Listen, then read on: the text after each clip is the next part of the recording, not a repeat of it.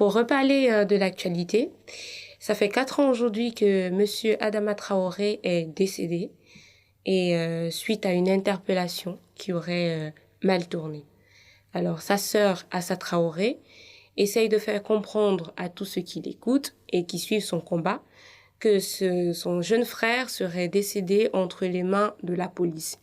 Il se trouve que si Assa Traoré, pour être cohérente, réclame la justice et que la justice produit un rapport, normalement, elle devrait être capable d'accepter le rapport de la justice, ou alors elle voudrait une justice qui rentre avec ce qu'elle perçoit ou conçoit de la justice.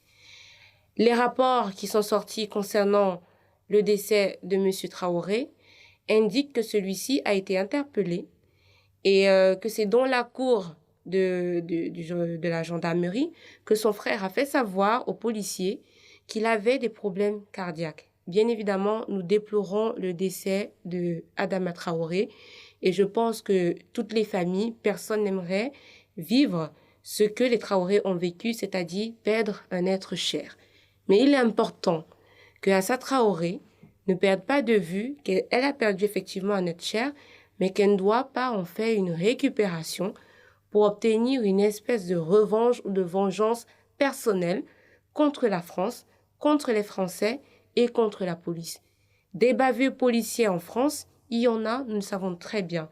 Mais n'essayons pas de vouloir remonter et remuer ce qu'il ne faut pas, et ainsi de nous monter les uns contre les autres, sous le prétexte que la police serait raciste. En le faisant, Assa Traoré est juste en train de monter la jeunesse aujourd'hui contre la police.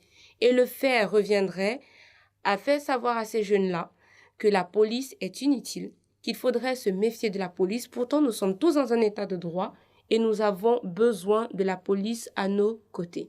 Alors, Assa Traoré, je comprends que tu aies perdu un être cher.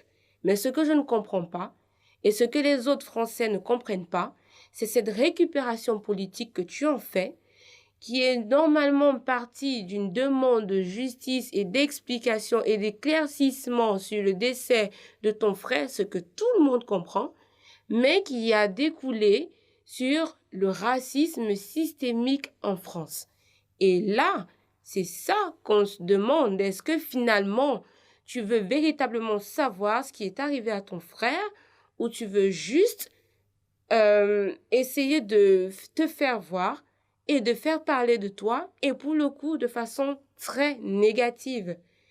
Le racisme systémique en France, pour moi, n'est qu'un leurre, n'est qu'un prétexte pour que les gens d'une certaine communauté se complaisent encore plus dans leur fainéantise, j'ai envie de dire, pour mieux reprocher à l'État français le fait qu'ils ne sont rien et qu'ils ne veulent justement pas devenir quelque chose. Je pense que, autant en France et dans d'autres pays, les Noirs ont cette capacité-là, ou alors les Noirs, les Africains ont cette capacité-là à être qui ils veulent. Mais la France est quand même l'un des rares pays qui accorde encore plus de possibilités et de largesse à ces personnes-là de véritablement devenir qui elles veulent être. Aujourd'hui, Assa Traoré, tu n'as vraiment pas de légitimité pour parler de racisme systémique en France, alors que tu es carrément, comment dire, la personne la plus médiatisée actuellement par les médias. Si on t'entendait et si on t'écoutait, normalement, tu devais être quelqu'un d'oppressé à qui on ne donne pas la parole.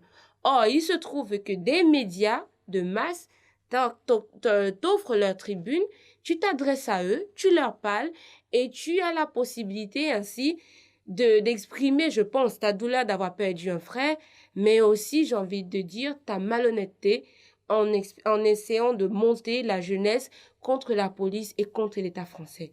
Jusqu'où à ça ira cette escroquerie?